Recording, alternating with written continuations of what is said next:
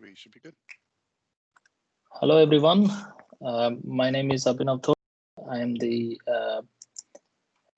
Student Cluster Competition Applications Lead. It's my pleasure to introduce Ben Kravitz, who is the application judge for Cesm. Dr. Ben Kravitz is an assistant professor in the Department of Earth and Atmospheric Sciences at Indiana University, Bloomington. He is a climate scientist who primarily uses climate models to study the Earth systems. His research interests include the impacts of climate change and how energy propagates through the climate system. Thank you, Ben. Please go ahead. All right, thanks. So I wanted to give you a little bit of an overview into what CESM is and what you're going to be doing with it. So CESM stands for the Community Earth System Model. This is a massive piece of software, a million lines of code, something around those lines. And the goal is to represent the Earth system's climate.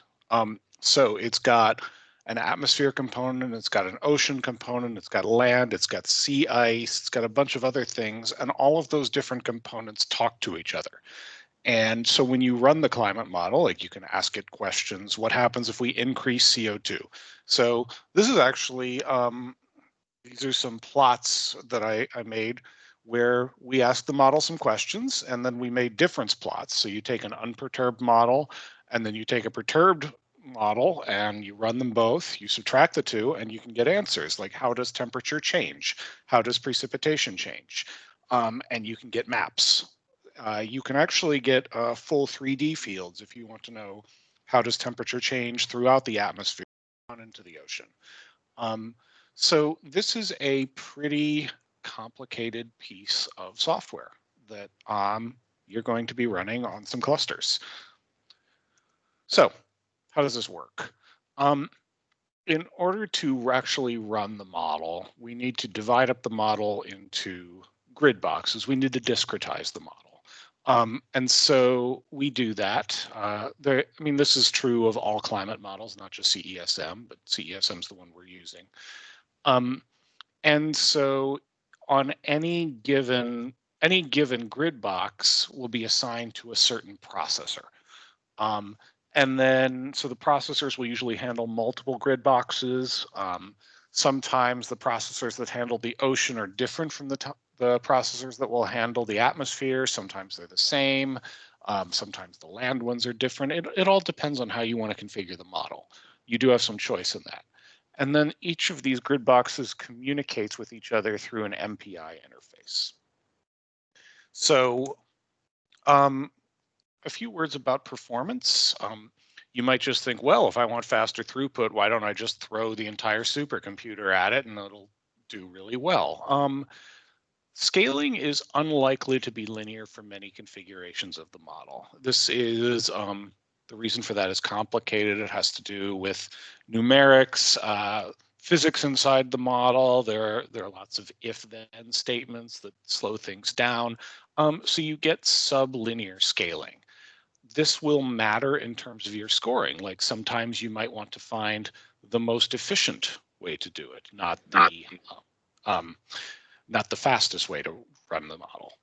So keep that in mind when you're thinking about how you want to configure the model and how you want to run it, because you do get choices in this competition in terms of, well, how many processors do I actually want to throw at that run?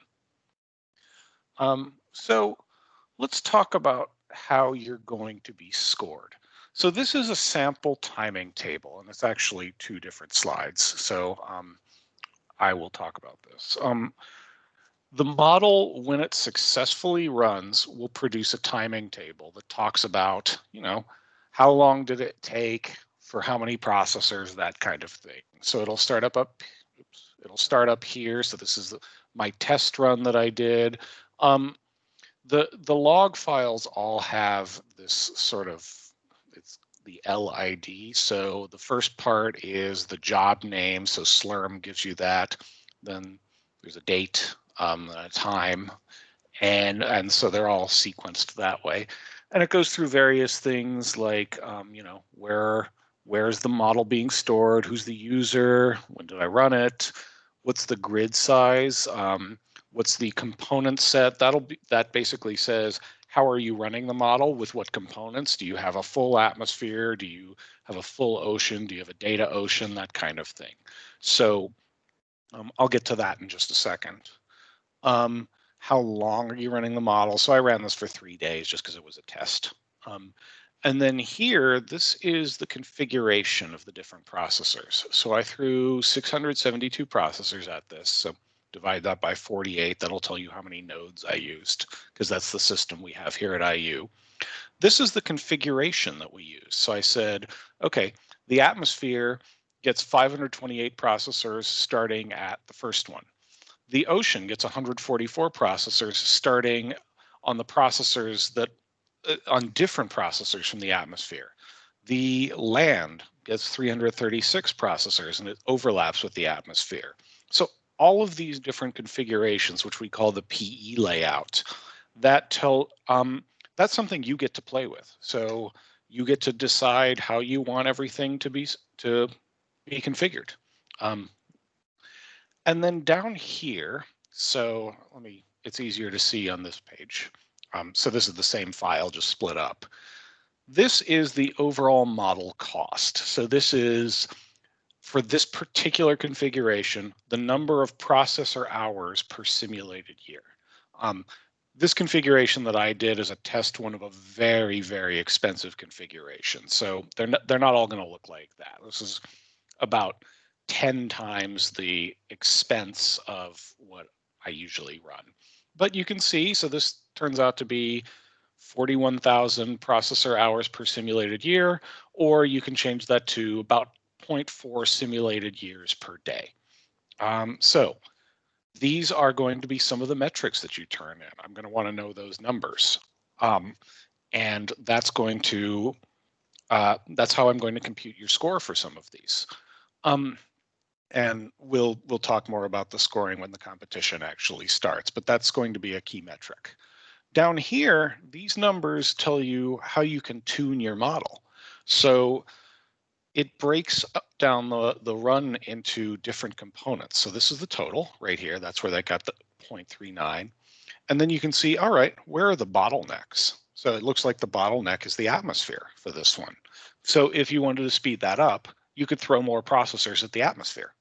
And it looks like the next bottleneck you run into, so if the atmosphere and the coupler are on the same ones, then you just throw the same processors at all of them.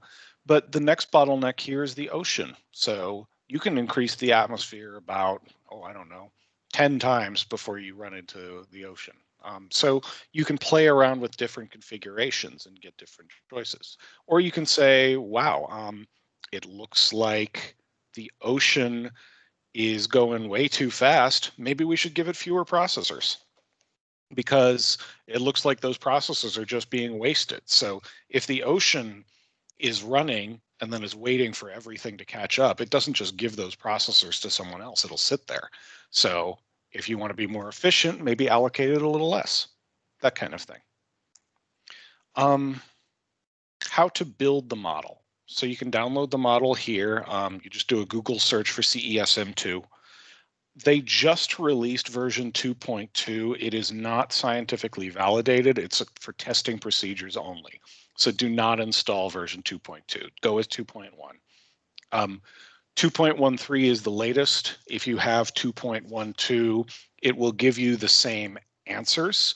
Usually the latest version is improved, or they might have caught a bug or something, so you probably want to go with the latest version. But if you're already using 2.1.2, it's not going to be a big deal. In terms of how to run the model, so you have to configure the system, which means you'll need to create something called a machine file. We will give you an example. You'll have to configure it a little bit on your own. We will give you a run script, which does all of the different procedures that are necessary to actually compile and run the model. We'll give you a few other things that I'll talk about once this PowerPoint isn't in front of me eating at my screen. But it would not hurt if you wanted to do a lot of that stuff yourself beforehand, because it will be helpful for you to be familiar with the steps you need to go through, because you will have to do some modifications on your own. Another thing to point out is this model requires a lot of input files. So the model has to start somewhere. It needs boundary conditions. It needs to know, well, what's the state of the atmosphere? How much heat is in the ocean? What are the different land surfaces doing? That kind of thing. These input data sets can be pretty large, on the order of 100, 200 gigabytes. So when the actual competition rolls around, we will have a central repository of those. So you can just point to that directory and you'll be good to go. We are also creating modules that you will be able to just load, because there are certain packages that this model needs to run, like netcdf or some open MPI, things like that. It would be silly to ask every group to install those on their own. So we're going to do it for you and have a module you can point to. But beyond that, there's going to be a lot of stuff you can configure on your own. So how do you know if the model is working? They're in your run directory. So your run directory is where it's putting all of the output files. So you'll be able to see it pretty clearly. It will create log files. There are a bunch of log files, one for each component. Usually I only pay attention to two of them. So the main one is the cesm.log. This is where if there's any error whatsoever, it's going to end up in here. So you can look at that log and be able to tell pretty quickly, did it work, did it fail? Like with any major computer code, there are errors that are actually warnings, and there are critical errors. You'll see a lot of just sort of warnings that you can ignore. The atmosphere log is how I figure out whether the model is actually running the way I want it to run, because it'll do a whole bunch of stuff and then it'll start spitting these out. So this end step, and step 1, 2, 3, these are time steps. So the model progresses sequentially in time. It runs the first time step, then it runs the second time step, then the third time step. And if you see these ticking off in the log file, like, tail-f will do it nicely for you, you'll actually be able to see the model progressing. If it's doing that, you're probably in pretty good shape.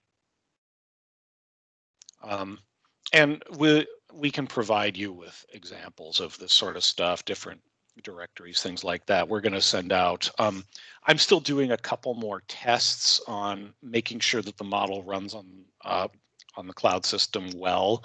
But once we're there, let me put it this way: we don't want your ability to compile the model to get in the way of you actually participating in the cluster competition. That's not the fun part. The fun part is, how do you configure the model to optimize its performance? So I think that's about all I had to present. It's not, I didn't want it to necessarily be a huge presentation of me just talking at you. So I'd be happy to take questions.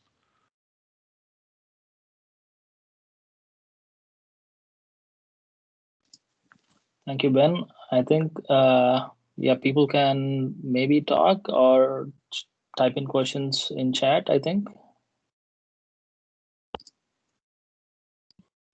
I have a question. Thanks for the presentation, first of all. So when when you create a model run for CSM, it automatically attributes tasks, like a certain number of tasks for each component. Like I saw there on one of your slides, you had like what are 580 tasks for ocean and maybe 390 or something for land. So like it automatically creates those. Does that mean that those are like the best for that, or what? No, that is not automatic. You get to set that. So, and that'll be a pretty important component of how you choose to run the model. Like, how many processors do you choose to give it? and which component gets which set of processors. So you'll get to configure that. The baseline configuration is just you throw a number of processors at it and it says, okay, everything runs on those processors all at the same time. And it just turns out how it turns out. Okay. We have a few questions in the chat. Are you able to see that, Ben? Oh, yes.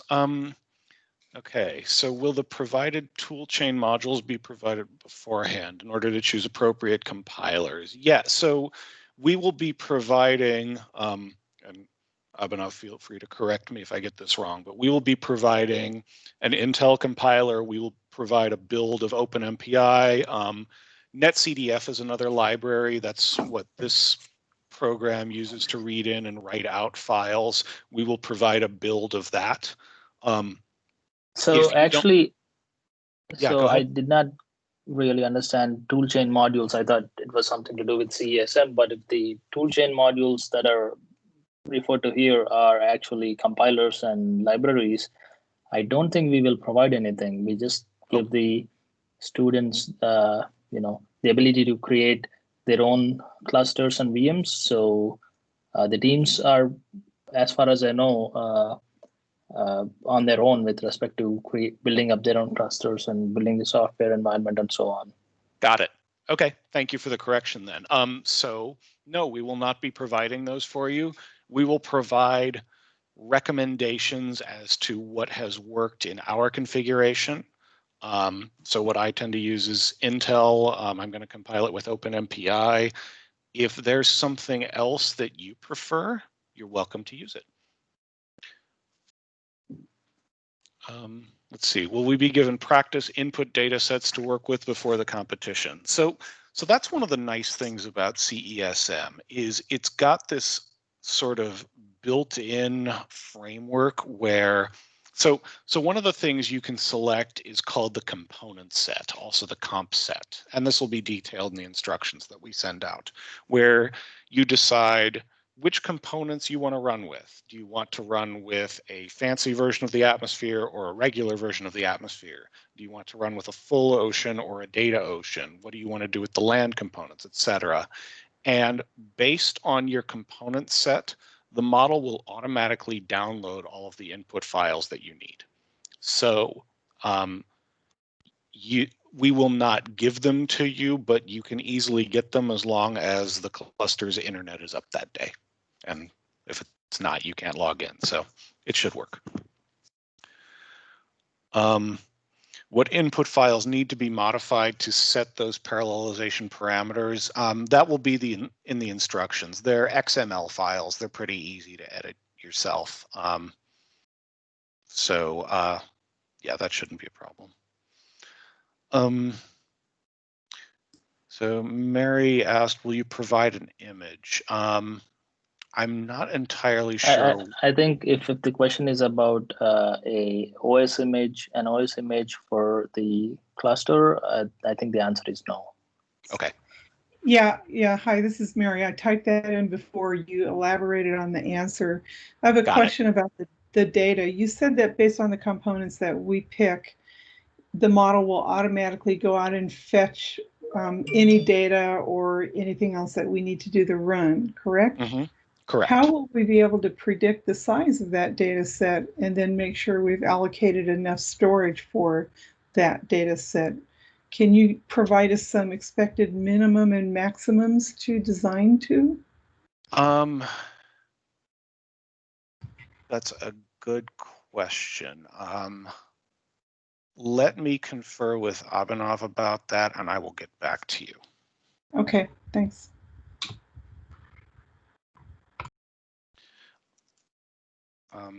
So the reason I'm hedging on that is because I know what the applications are going to be during the competition, but if I were to tell you right now, that wouldn't make a very good competition. That said, it would be nice if I didn't make everyone use up their entire allocation just downloading data that they didn't need. So we will figure out a way to get around that problem. Will we be given some standard comp set to use, or is that up to us as well? That's kind of the same question. So on that and get back to you. Okay. Which modules from the web page do I recommend? Yeah, that's also kind of the same question. So we'll make sure that we clarify which, we'll do the best we can in clarifying which comp sets that you need.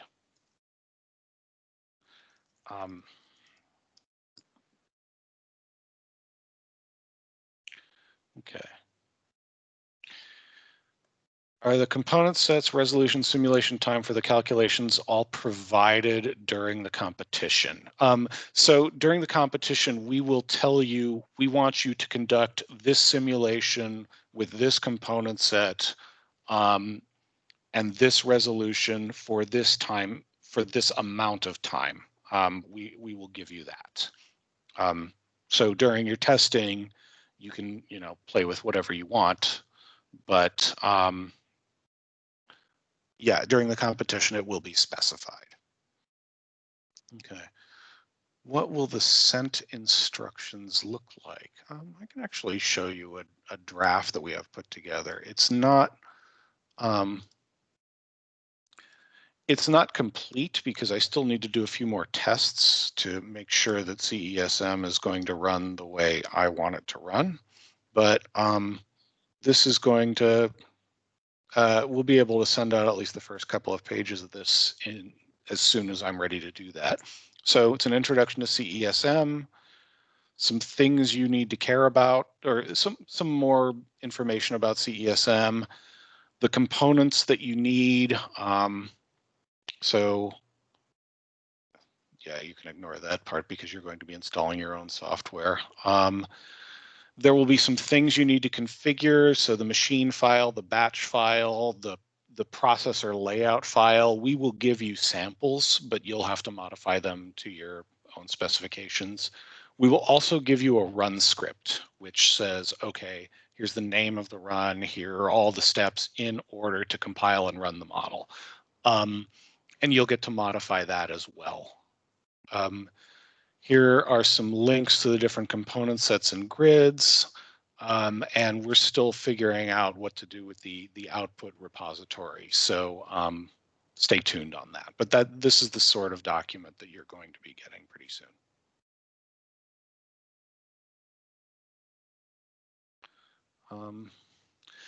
Let's see, should we consider using restart files at all, or will that not factor into the competition? Okay, so there will be, so there are a couple different parts to this this application of the cluster competition. Some of them it would be useful if you used restart files. And I think that's as much as I want to say about that. But I will say what restart files are. So you noticed in the example that I gave you, it gives you about 0.4 model years per day. That's a very expensive run, but let's say that's what it gives you. Now, if you want to run a full year, but your maximum wall clock time is only 24 hours, that's not going to work. You can't finish a full year. So what you can tell the model to do is periodically write out a restart file, which is sort of a saved internal state for the model. And then the model can, at any point, stop and rewind or pick up from your latest restart file. So if you're only getting 0.4 years per day, you might tell it, well, let's stop at a third. So that's 4 months into the year. So run 4 months, stop, write a restart file, and then start a new run picking up there and run another 4 months. Stop, write another restart file, then pick up again, write another 4 months, and then you finished a year. So that could be advantageous to you, depending on the application. How do we point the CESM input data directory to a remote repository? CESM is not set up to run where you're running the model on one machine and your input data is on another machine and you're streaming it all through the internet. It has to all be in the same location. So, so you'll just specify a directory.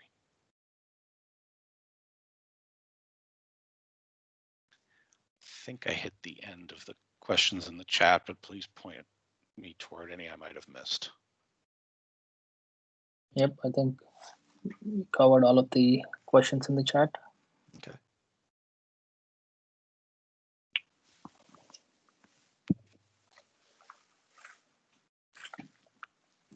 Do we have more questions?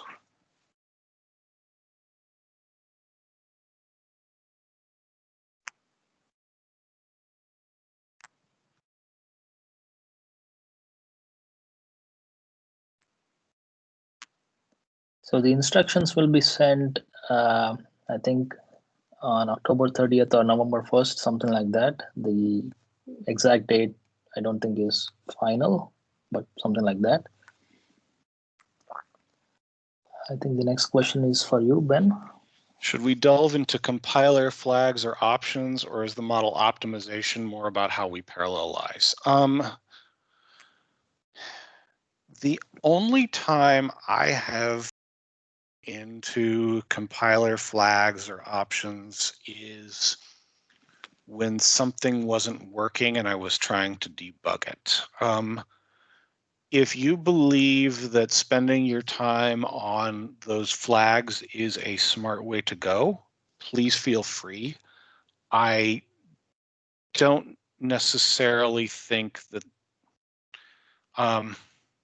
it doesn't strike me as the best way to go. If you were only running this model on like one processor, that might be where you could get more bang for your buck. But if you're running it on 500, I don't see that as a huge way to improve what you're doing. I could be wrong about that, but I would spend more time on optimization. Yeah, during the competition, you will not have to download the input data yourselves. It will be, it's not streaming. We'll point you toward a folder where the model output already exists. You'll have to basically stage the data in from Azure storage, but that goes over the Azure backbone. So it's not like you're going to be bottlenecked over a normal internet connection. But you will have to stage that data locally to your cluster in order to run against it.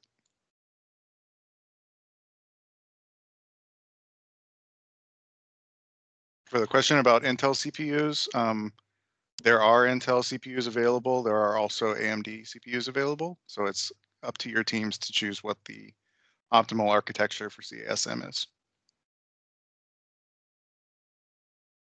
Mary, no, ingress and egress charges won't apply here. All the data will be in the same subscription, same region.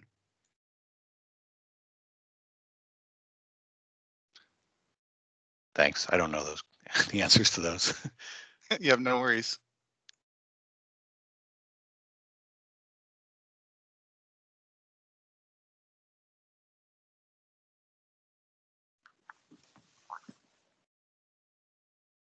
If there are no other questions, I guess we can wrap it up and then continue the discussion over the Google Groups mailing list. I have That one final one. Not knowing much about CESM, does it come with its own visualization tools? It does not, and I didn't want to make visualization part of the competition because that can get pretty involved. But no, there are a bunch of different ways you can visualize the output. There are varying quick looks where you can just sort of like peek at the output. So if you wanted to install the package NCView that I just typed in the chat, that's something you can use to look at the netcdf files. There are more sophisticated ways of doing it. I am a MATLAB guy, so that's what I use. A lot of people use Python. It varies. Okay, thank you.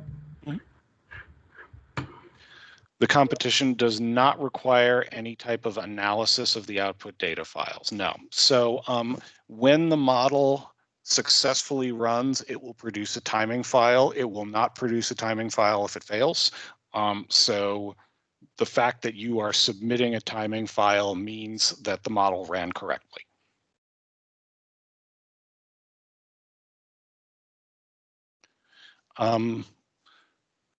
I've tried downloading input data sets using some of the tools provided in CESM, but I ran into trouble.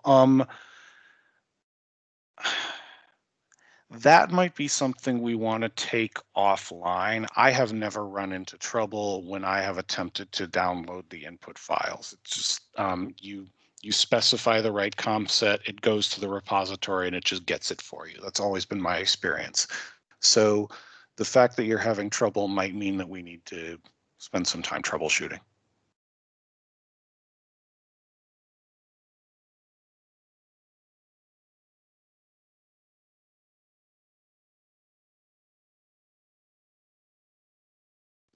Okay, more questions?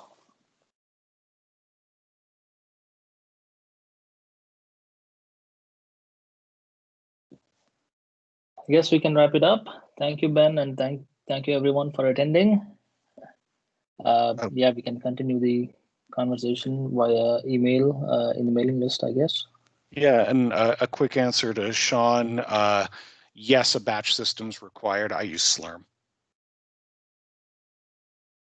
which I think is on there. Slurm is an option. We'll go into details around Cycle Cloud and provisioning clusters on Azure in a later webinar once you guys all have access. Cool. Okay, thank you very much. All right, thanks everyone. And if you've got any questions, post them in the Google group or feel free to email me, whichever you prefer. Yeah, I think we want to keep everything in the Google group so that everything is visible to everybody, and so that, you know, duplicate questions are not coming to you Got it. multiple times. Yeah. Yep. Thank you all. Bye.